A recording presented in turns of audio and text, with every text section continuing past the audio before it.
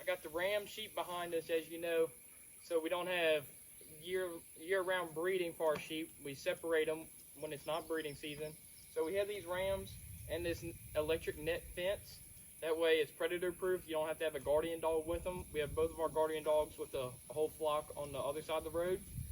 But it's not a very big paddock that we can build with the electric fence, so that means you have to move them about every 3 days.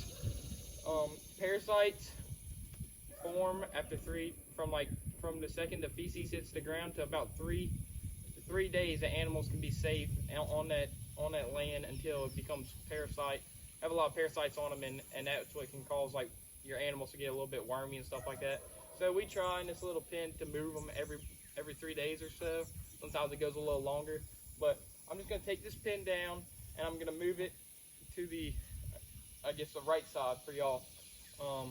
And we just move them down the road as time goes on. But yeah, I'm probably just going to time lapse everything. It's going to be a shorter video. Probably won't be a lot of talking. I just wanted to show y'all how we do it. It doesn't take too long. A little bit longer when you're by yourself, but yeah, y'all can check it out.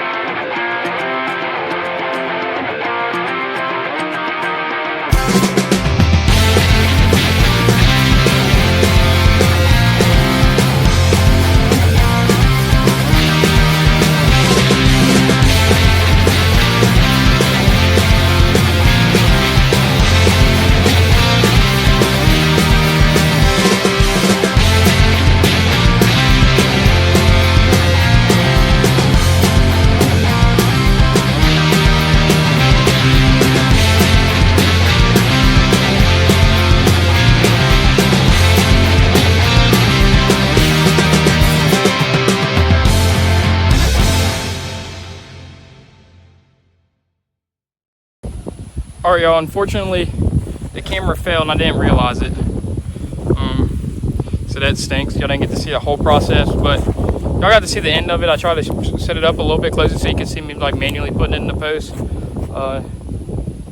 The hardest part is making sure your net wire doesn't get tangled. Other than that, it's just like pushing in the post. When the ground's dry, it's kind of hard because there's nothing to like stick it in. You're just like grabbing the stake and trying to press.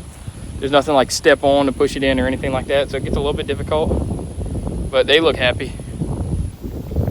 So look, they pretty happy in their new little spot. Munching on some weeds, which is always good to see. I would redo the video, but I don't know if you can hear the wind is blowing pretty good. And then see the skies. We have a pretty good thunderstorm about to pour in, so I was trying to beat the weather with this video, and I was able to do that. Unfortunately, like I said, the camera fell, but mission accomplished.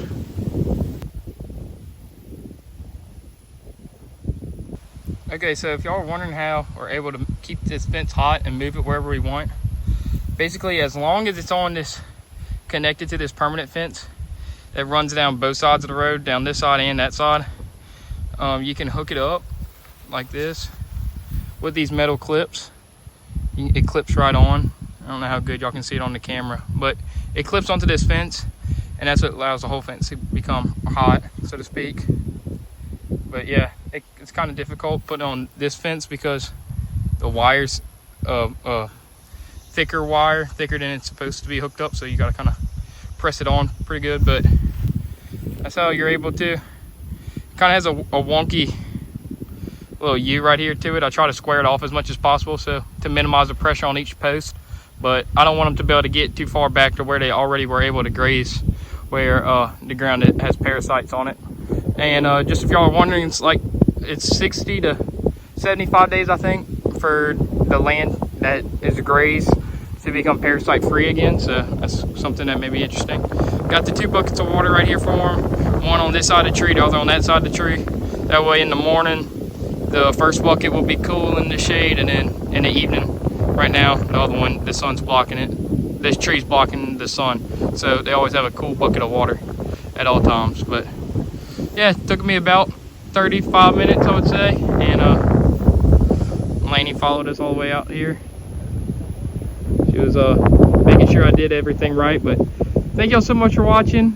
Please like and subscribe, and God bless.